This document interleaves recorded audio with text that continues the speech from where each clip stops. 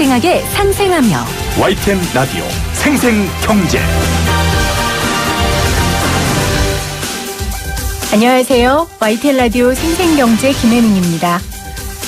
황금알을 낳는 거위라고 불리다 최근 폭락을 거듭하던 비트코인이 오늘 그야말로 대폭발했습니다.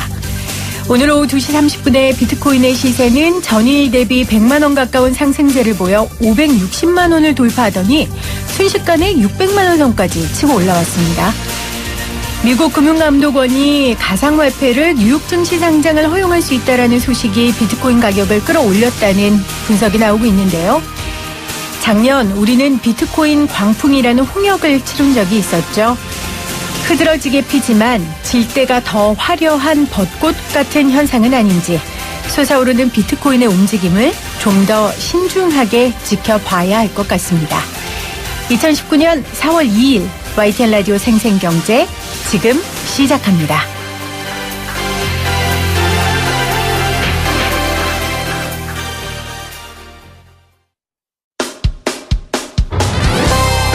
생생하게 상생하며 건강한 경제방송 YTN 라디오 생생경제. 오늘 가장 뜨거운 경제 뉴스를 제일 생생하게 전해드리는 시간입니다. 노후를 위해 재개발 상가를 살 수 있을 정도의 재력과 대출을 받을 수 있는 능력이 되는 사람이 얼마나 되겠습니까? 저 같은 월급쟁이도 국민연금과 퇴직연금에만 노후를 기대야 하는 형편인데요. 그래서 우리는 국민연금과 퇴직연금에 민감할 수밖에 없습니다. 그런데 사실 저부터도 제 퇴직연금이 어떻게 운용되고 있는지 잘 모릅니다. 오늘 이 퇴직연금에 관한 자세한 이야기 나눠볼게요. 미래에셋 은퇴연구소 김동엽 은퇴교육센터장 나오셨어요. 안녕하세요, 센터장님. 예, 안녕하십니까. 네. 퇴직연금 제도가 언제 생겼죠? 사람들이 퇴직연금이라고 하면 용어가 좀 어렵잖아요. 네. 원래 퇴직금은 다들 알고 계실 거예요. 그렇죠. 직장에서 1년 이상 근무하고 퇴직하면 받는 게 퇴직금인데 이게 회사 내부에 보관하다 보니까 회사가 도산하면 근로자가 정작 필요할 때 못 받는 문제가 생깁니다. 네. 그래서 이 문제를 해결하려고 퇴직금을 회사 내부에 두지 말고 바깥에 좀 뒀으면 좋겠다. 그러면 회사가 도산하더라도 받을 수 있잖아요. 그래서 생긴 제도가 이제 퇴직연금 제도인데 네. 2005년도 12월 달에 생겼으니까 이제 10년 좀 넘게 됐다고 네. 보시면 됩니다. 제가 2005년도에 직장생활 시작했거든요. 아, 그래요? 그래서 그 기억이 나요. 퇴직연금 세대시네요. 네. 예, 예. 그때 막 앉혀놓고 설명을 하고 막 이러는데 사실 잘 모르겠더라고요. 그때 그 새로운 개념들이어가지고 잘 모른다고 생각했는데 사실 지금까지 모르는 거 보면 좀 이게 어려운 문제기는 한 것 같아요. 자, 퇴직연금 이야기를 오늘 사실 하려고 생각했던 이유가 오늘 실시간 검색어 1위가 통합연금 포털이었어요. 네, 저도 봤습니다. 이게 왜 오른 거예요, 도대체? 왜 그러냐면 이제 금방 말씀하시지 퇴직연금 근로자들 다 가지고 있다라고 생각하는데 자기 퇴직연금이 얼마나 되는지 어디에 맡겨져 있는지 모르시는 근로자분들 상당히 많으시거든요. 네. 이게 통합연금 포털에 들어가 보시면 자기 퇴직연금이 어느 금융기관에 보관되어 있는지 조회를 할 수가 있어요. 근데 갑자기 많아다가 이게 왜 떴느냐 그러면 오늘 어떤 정부 발표가 있었냐 그러면 안 찾아가고 있는 퇴직금들이 되게 많다. 퇴직하고 나서 보통 회사가 14일 이내에 퇴직급여를 지급을 해줘야 되는 네. 게 법으로 되어 있거든요. 근데 정상적인 회사면 그렇게 지급을 해주겠지만 이제 도산이나 이렇게 폐업을 한 회사 같은 경우는 그 여력이 없잖아요. 그러다 보니까 근로자가 도대체 이거 받을 수 있긴 한 건가? 내가 있기는 한 건가? 이것도 잘 모르시는 분들 되게 많으세요. 네. 그러니까 안 찾아간 돈이 한 1,093억 원 정도 된답니다. 그렇게 많대요. 예, 그 돈을 찾아갈 수 있는 방법을 알려주겠다라고 하는 게 이제 정보 보도로 나왔고, 그걸 조회할 수 있는 사이트가 이제 통합연금 포털이다 보니까, 네. 통합연금 포털, 퇴직연금 이거 관련된 검색어가 오늘 많이 올라온 것 같아요. 그런 거군요. 네. 어떤 분들이 해당되고 또 해당된다면 어떻게 이 퇴직연금을 돌려받을 수 있는지 방법을 좀 알려주시겠어요? 일단 갑자기 회사가 도산하거나 폐업을 해서 네. 이제 자기가 퇴직금을 안 찾아가신 분들이 있으시거든요. 근데 중요한 거는 자기가 그걸 받을 수 있는지도 모르시는 분들이 그렇죠. 상당히 많으시기 때문에 일단 이제 아까 말씀드렸던 퇴직연금 통합연금 포털 사이트에 접속을 들어가서. 하셔서 이름 주민번호 공인인증 받으시면 자기 거 조회할 수 있거든요. 간단하네요. 네, 그래서 있으시면 거기 해당 금융기관을 조회할 수가 있어요. 자기 퇴직금이 어디에 맡겨져 있는지. 아. 그 금융기관에다가 이제 청구를 하시면 받을 수 있는 제도라고 쉽게 생각하면 이 정도까지만 아시면 될 것 같습니다. 네. 그런데 그 퇴직연금이 종류가 뭐 확정기여형, 확정급여형 이렇게 나눠져 있잖아요. 그렇죠. 예. 그러면 아까 금융기관에서 찾을 수 있는 건 확정기여형인가요? 이제 사람도 이제 확정급여, 확정기여 이 말 나오기 시작하면 어려워요. 시작하거든요. 이거 사실 들으려고 모셨는데 이 자세한 설명은 저희가 조금 이따 하고 일단 지금 해당되는 분들이 그러면 나 이거 어디 가서 듣지 지금 귀를 쫑긋 세우고 일단 계시니까. 퇴직금이 있으신 분은 퇴직연금이 있으신 분들은 뭐 확정급여형이 됐든 확정기여형이 됐든 사실만 알고 자기 급여가 있으면 해당 금융기관에 가시면 다 두 개 다 받으실 수는 있습니다. 두 개 다 받을 수 있군요. 네. 그러면은 일단 통합연금 포털에 들어가셔서 조회를 하시면 해당 사항이 되면은 못 받았던 그 퇴직연금을 받을 수 있답니다. 보물찾기 한 기분일 것 같아요. 일단 한번 어려우신 분이시잖아요. 그럼요. 이런 상황에 계신 분들 같으면 도산된 회사를 다닌 분들이니까. 그렇죠. 그럼요. 그리고 이제 보통 이걸 이제 통합연금 포털 말고도 보통 그런 회사에 다니시는 분들이 임금이 체불되는 경우들도 되게 많거든요. 네네. 그래서 이제 체불임금을 받으려고 이제 고용노동부 같은 데다가 이제 청구를 하시는 분들 계신데 이거 청구하실 때도 이제 같이 이제 퇴직연금이 남아있는 게 있으면 조회를 해서 같이 알려준다고 하니까 이제 그것도 체불임금도 한번 확인해 보시고 안 받은 퇴직연금도 있는지 찾아보신 게 좋을 것 같습니다. 이렇게 돌려받을 수 있게 된 거는 반갑지만 이제 애초에 회사의 존폐와 상관없이 퇴직연금은 좀 못 건드리도록 어떤 법적인 조치나 그런 것들을 취해서 묶어두는 방법은 없나 뭐 이런 생각도 들더라고요. 그게 이제 퇴직급여 제도를 좀 잘 아시면 되는데 원래 우리나라는 이제 법으로 1년 이상 근무한 근로자한테 퇴직금을 주도록 했어요. 이게 퇴직금 제도였거든요. 금방 말씀하셨듯이 이게 회사 내부에 있다 보니까 회사가 그 돈을 다른 용도로 쓰거나 그렇죠. 이렇게 해도 뭐 근로자 입장에서 회사 다니는 동안은 잘 모르잖아요. 그런데 정작 이게 도산을 하거나 폐업을 하게 되면 근로자가 그 돈을 못 받아가는 경우가 생겨요. 그 문제를 해결하려고 도입한 게 이제 퇴직연금이라고 보시면 돼요. 네. 그래서 강력하게 회사 외부 기관에 좀 놔둬라. 그러면 회사가 도산하더라도 이제 못 찾아가지 않냐. 그러면 근로자가 그 돈을 받아갈 수 있게끔 수급권을 좀 가능하면 보장해주는 제도로 도입된 게 퇴직연금 제도라고 아시면 되는데 이제 그 돈이 거기 보관돼 있는지 자체를 근로자가 모르고 있는 게 문제죠. 그렇죠. 예. 그러니까 지금 제가 드린 그 질문에 대한 답이 바로 퇴직연금 제도인데 예. 이 퇴직연금 제도를 활용하는 사람들이 이 내 퇴직금이 어느 외부 기관에서 운용되고 있는지를 모른다는 게 지금 문제라고 말씀을 하셨어요. 그러면 이제 조금 우리가 알아보죠. 저도 이번 기회를 통해 제 퇴직연금 제도에 대해서 좀 자세히 알아봐야 되겠습니다. 자, 저는 토익인 줄 알았어요. DC형, DB형이 있던데. 확정급여형이 DB형, 확정기여형이 DC형이에요. 네. 구분을 좀 해 주시죠. 일단 여기까지 가면 이제 사람들이 DB, DC 하다가 막 머리가 헷갈리기 시작하는데 이렇게 생각하시면 돼요. 기존의 퇴직금 제도 있죠. 네. 기존의 퇴직금 제도는 퇴직금을 어떻게 주라고 되어 있냐 그러면 근로자가 퇴직하면 퇴직하기 이전 3개월 동안 받은 급여에서 평균 임금을 계산해요. 네. 그래서 30일치 평균 임금, 그러니까 한 달치 급여에다가 계속 근무 기간을 곱한 걸 퇴직금으로 주도록 되어 있어요. 근속 연수를. 네, 근속 연수 곱하기 자기 한 달치 급여. 그러니까 평균 임금이라고 생각하시면 그게 이제 퇴직금으로 받는 제도입니다. 그거를 주도록 하는 게 이제 DB형 제도랑 똑같다고 보시면 돼요. 그럼 다른 게 없습니까? 다른 거는 이제 회사 외부에 예치시켜 놓은 겁니다. 근데 근로자는 이제 그냥 계산 방식만 알고 있는 거예요. 내 근무 기간에다가 내 한 달치 급여를 곱한 게 퇴직금이겠구나라는 정도만 알고 계시면 되는데 대신 예전에는 회사 안에 있었으니까 부도가 났을 때 문제가 생겼는데 지금 회사 바깥에 운용을 하니까 그래도 거기서는 좀 안전한 제도라고 보시면 되고요. 그래서 DB형은 근로자가 신경 쓸 거는 별로 없습니다. 회사가 다 운용 책임을 져요. 그렇게 해서 회사 운용형이라고 보시면 되고요. 네. DC형은 그렇게 하지 말고 이제 근로자 명의로 각자 계좌를 하나씩 다 만들어줘요. DC 계좌. 자기 계좌를 만들어주고요. 1년 일할 때마다 한 달치 급여에 해당되는 금액을 그 계좌에 넣어줍니다.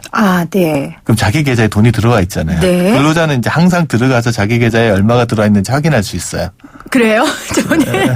저는 13년생 하면서 한 번도 확인 안 한 것 같아요. 그러니까 DB형인지 DC형인지 지금도 잘 모르시는 것 같은데. 맞아요. 몰라요. 그래서 DC형 계좌를 가지고 계신 분은 자기 계좌가 있기 때문에 네. 은행 통장하고 또 보시면 돼요. 자기 계좌에 들어와 있는 돈을 확인할 수 있어요. 그러니까 회사가 그 돈을 1년에 한 번씩 또는 한 달에 한 번씩 넣어주거든요. 네. 그리고 들어온 돈을 어디다 투자할지도 본인이 결정을 해요. 아하. 뭐 은행에 예금에 투자할 수도 있고요. 뭐 펀드 같은 데도 투자할 수도 있고요. 보험 상품에 투자할 수도 있어요. 자기가 정해요. 네. 그러니까 자기 계좌가 있고 투자하는 상품들이 다 정해져 있어요. 네. 그러니까 DC형 계좌를 가지신 분들은 한 번은 뭘 했냐 그러면 내가 어디 투자할지 선택을 하셨을 거예요. 맞아요. 저도 그 은행권들이 나와서 설명회를 들었던 기억이 나고요. 그런데 제가 잘 몰라서 동료 중에 제일 짠돌이 한 명을 골라가지고 그 친구가 든 은행 상품을 그대로 따라서 했었어요. 친구 따라 강남 가는 스타일이시구나. 네, 맞아요. 그렇게 했었어요. 어렵더라고요. 그래서 이게. 통합연금 포탈에 가보시면 네. DC형 계좌를 가지신 분들은 그러니까 자기 계좌가 나올 거 아니에요. 어느 금융기관에 투자하고 있고 어떤 금융상품에 투자하고 있는지까지도 다 구체적으로 나옵니다. 네. 근데 DB형 계좌에 투자하신 분은 상품 투자는 안 했잖아요. 그렇네요. 그러니까 자기 퇴직금을 맡아준 금융기관 정도까지만 안내를 받는 거예요. 네. 확정급여형 DB형은 말 그대로 이 퇴직급여가 그냥 확정돼 있는 거죠. 계산 방식이 확정돼 네, 있다. 계산 방식이 확정돼 있는. 그러니까 예전에 있었던 그 퇴직금 제도가 이제 외부 기관으로 갔다. 이 정도로 이해를 하면 네, 될 것 같고요. 그렇습니다. 확정기여형은 이제 1년에 한 번 한 달 연봉을 연봉이 아니죠. 급여를 계좌에 넣어주면 네. 이제 그걸 자유롭게 자기가 상품을 선택해서 투자할 운용하는 수 거예요. 있는. 네. 그러면 뭐 장단점이 분명하게 나오네요. 확정급여형은 안정적이지만 이제 뭐 투자율 같은 건 기대할 수가 없고 그렇게 크게. 또 확정기여형은 상품에 따라서 많이 받을 수도 있고 하지만 위험도 있고. 상당히 머리가 이해력이 뛰어나신 것 같은데. 이 정도는 알아야죠. 근데 잠깐 네, 생각해 네. 보시면 이제 차이 나는 게 네. DB형 확정급여형 같은 경우는 퇴직하기 직전 3개월 급여를 가지고 판단을 하기 때문에 네네. 회사 입장에서 임금 상승률이 높은 회사에 되게 유리해요. 아, 임금 상승 그렇겠네요. 마지막 게 중요한 거예요. 마지막 중간의 게. 과정은 중요하지 않고 네. 마지막 3개월치 급여를 가지고 평균 임금을 산정하기 때문에 마지막에 임금이 높은 거. 그러니까 전통적으로 연공서열 방식으로 급여가 계속 인상되는 회사 호봉제들. 같은 거 그런 데는 좀 유리하죠. 네. 그런데 요즘 이제 연봉제를 실시한다거나 임금 피크제를 실시하는 맞습니다. 회사들 같은 경우에는 보시면 임금이 들쑥날쑥하잖아요. 임금 피크제 같은 경우 마지막에 또 줄어들어 버리는 경우도 생기기 때문에 네네. 그런 회사는 이제 확정급여형 제도보다는 DC형 확정기여형 제도 네. 그러니까 매년 발생할 때마다 이제 자기 계좌에 돈을 넣어주는 게 근로자 입장에서는 더 유리하다고 볼 수 있죠. 그런데 확정 기여형도 저같이 이렇게 상품에 대해서 잘 모르거나 관심이 없는 사람들은 어떻게 해야 될지를 모르잖아요. 그래서 상품 선택을 하는 게 조금 어려운데. 그렇죠. 근데 그게 관건이고. 자기 돈이기 때문에 조금 한 번은 신경을 쓰셔야 돼요. 네. 이게 보통 그래서 대부분 사람들이 모르겠다 그래서 남 따라하거나 아니면은 그냥 정기예금에 넣지. 이렇게 하는데 정기예금에 넣어놓으면 또 좋은 게 아니에요. 예를 들면 정기예금 한 5년이나 6년 전에 가입하셨던 분은 당시 금리가 한 5, 6% 정도 됐어서 이 돈에 넣어놓으면 계속 5, 6%로 굴러가나 보다 이렇게 생각하시는 분들 되게 많으시거든요. 근데 정기예금 상품 만기라는 게 있어요. 네. 뭐 1년 또는 3년, 5년 이렇게 정해놓고 하는데 대부분 1년 만기나 3년 만기 많이 하셨을 건데 1년 지나고 나면 어떻게 되는지가 중요하잖아요. 그렇네요. 금리에 따라서. 만기되고 나서 운용 지시를 또 해줘야 돼요. 네. 근데 안 하고 계속 냅두면 어떻게 되냐? 기존에 가입했던 상품하고 동일한 금융기관에 동일한 상품으로 바뀌어버립니다. 근데 대신 바뀌는 시점에 금리가 적용돼요. 네. 그럼 최근에 금리가 계속 하락되어 있잖아요. 그렇죠. 그러니까 처음에는 한 5, 6% 됐는데 지금 와서 보면은 2% 내외 정도 이런 게 돼 있으면 나중에 확인해 봤더니 왜 그거밖에 안 돼 이렇게 하신 분 되게 많으세요. 그래서 혹시라도 DC형 가입하신 분이면 또 정기예금 하셨다고 아이고 안전하다 그렇게 생각하지 마시고 네. 자기가 가입하고 있는 금리가 어느 정도 되시는지 지금 한번 다시 확인해 보시고 그래야겠네요. 만기도 한번 확인해 보시고 네. 그러셔야 됩니다. 이게 2005년부터 도입된 제도라고 하셨잖아요. 예. 회사마다 다 하는 건 아니죠. 다는 아니고 선택사항입니다. 선택 사항이고 그러면 만약에 이 퇴직연금 제도를 하는 회사라면 DB형, DC형은 개인이 고르는 거예요? 아니면 그것도 회사에서 정해주는 거예요? 좋은 질문이신데요. 네, 네. 원래는 이제 도입할 당시에 이제 DB형 제도도 도입한 회사도 있고 DC형 제도 하나씩만 도입한 회사들이 많았어요. 네. 그러면 이제 뭐 자기 선택 여지는 없는 거죠. 근데 최근에 와서는 DB형하고 DC형을 두 개를 같이 도입해 놓고 선택을 하게끔 시키는 회사들도 있고요. 네. 어떤 경우에는 이제 DB형 제도를 처음 도입한 회사에서 DC형 제도를 추가로 도입하는 경우도 있어요. 왜 그러냐면 아까 임금 피크 제도 같은 경우 있었잖아요. 급여가 줄어들면 DB형 제도만 가지고 있으면 퇴직금 막 줄어드니까 네. 이 문제를 해결하려고 임금 피크 시점에 DB형 제도를 DC형 제도로 전환할 수 있게끔 근로자들한테 안내를 해주는 경우들도 있어요. 네. 그래서 이제 자기 급여 제도의 특징들이나 회사 임금 상승률 같은 것들을 잘 보고 이제 DB형 제도나 DC형 제도 중에 하나를 선택하거나 또 선택했던 제도를 변경하거나. 변경은 언제든 가능합니까? DB형 제도에서 DC형 제도를 한 번 변경할 수 있습니다. 한 번만요? 네. 왜냐하면 DC형 제도는 자기 계좌가 생겼기 때문에 네. 거기서 운용 수익이 달라지잖아요. 그러면 한 번 건너가면 DB형으로 돌아올 수는 없어요. 네. 그런데 DB형 제도로 가지고 있는 회사들 같은 경우는 DC형으로 전환할 수 있는 한 번의 옵션을 주게끔 가지고 있는 회사들이 요즘 늘어나고 있습니다. DC형 안에서 상품을 바꾸는 건 가능하죠? 상품은 언제든지 자기가 변경할 수 있습니다. 네. 개인형 퇴직연금의 IRP라는 게 있더라고요. 그러니까 DC형 안에 IRP가 있는 거예요? 아니 그건 아니고요. 아니에요? 이건 뭐예요? DB형도 있고 DC형 나왔는데 또 IRP까지 나오면 너무 어려우실 네. 것 같은데 IRP는 말 그대로 개인형 퇴직연금의 약자라고 영어 약자라고 보시면 개인형 퇴직연금 이건 뭡니까? 용도는 크게 세 가지가 있는데 네. 첫 번째 용도는 원래 DB형이나 DC형 퇴직연금 제도를 도입하려면 회사 인사부서에서 뭐 제도도 만들고 해야 되잖아요. 이걸 하기에 너무 열악한 회사들이 그렇죠. 있을 수 있어요. 네. 그래서 10인 미만의 작은 회사들 같은 경우에는 그 제도 같은 거 도입하지 말고 금융기관에 가서 직원들이 전부 다 IRP 개인형 퇴직연금 가입하면 퇴직연금 제도를 도입한 걸로 해줄게. 그걸 이제 직장 기업형 IRP라고 해요. 그걸 하면 뭔 장점이 있냐. 기업 입장에서는 퇴직연금으로 납입한 돈 있잖아요. 네. 그거를 비용으로 인정받아서 세금을 좀 감면받을 수 있거든요. 중소기업들, 작은 기업들 같은 경우가. 네. 그걸 이제 기업형 IRP 제도로 하고 이거는 이제 DC형 제도랑 거의 똑같다고 보시면은 되시는데 그거 말고 뭐가 있냐 그러면 근로자가 나 노후자금 부족한데 아니면 연말정산 때 세금 많이 나와가지고 세액 공제 좀 많이 받고 싶은데 하시는 분들이 추가로 더 저축할 수 있는 제도가 있어요. 네. 그걸 이제 개인형 IRP 계좌를 은행이나 증권사나 보험사 가서 개설을 하신 다음에 네. 그 계좌에 연간 700만 원까지 저축을 하시면 네. 그 금액을 세액 공제를 해줍니다. 네. 저 은행에서 광고하는 거 본 것 같아요. 맞아요. 은행, 증권, 보험사 네네. 다들 광고를 많이 네. 하고 있을 겁니다. 그러면 얼마를 공제해 주냐 그러면 소득 크기에 따라서 좀 차이가 나는데 소득이 한 5,500만 원 이하 그거보다 작으신 분은 저축 금액의 16.5%를 연말정산 때 세액 공제를 받아요. 세금에서 네. 빼주는 거니까 작은 금액이 아니죠. 그렇네요. 5,500만 원보다 좀 많으신 분은 이제 13.2% 정도를 돌려받으니까 그러니까 연말정산 때 나는 남들은 맨날 돌려받는데 나는 왜 더 내야 돼 이러신 분들 같으면 혹시 이거 가입하고 계셨는지 확인해 보시고 추가로 저축할 여력이 되는 만큼 한번 계획을 세워보시는 것도 좋은 것 같아요. 이게 이제 개인형 IRP 중에서 이제 추가 적립형 IRP라고 보시면 되고요. 네. 마지막에 하나 더 남아있는 게 뭐냐면 진짜 정말 퇴직하시는 분 있잖아요. 네. 그분들이 퇴직금 받으시잖아요. 퇴직연금 가입자도 마찬가지로 그 돈을 받으시는데 이때 일시금으로 받으면 퇴직소득세를 납부를 해야 돼요. 네. 그 세금이 규모가 크면 그렇네요. 만만치 않거든요. 그 돈을 일시금으로 받지 않고 IRP 계좌에다가 입금을 하신 다음에 연금으로 받으면 퇴직소득세를 30% 정도 감면해 주는 제도가 있어요. 네. 그래서 이제 IRP도 크게 세 종류가 그러네요. 있다라고 보시면 되고 근데 같은 이름을 쓰다 보니까 또 막 헷갈리거든요. 그러게 개념이 전혀 다른데요. 그냥 개인이 운용한다는 거 말고는. 그 개인이 운용한다는 것만 같은 개념이고 네. 퇴직금이 들어간다라는 것만 같은 개념이고 용도는 크게 한 세 가지가 있다. 그렇겠네요. 개가지. 기업형 또 개인형 또 연금으로 나눠서 받을 수 네네. 있는 이렇게 세 가지 종류를 말씀을 해 주셨어요.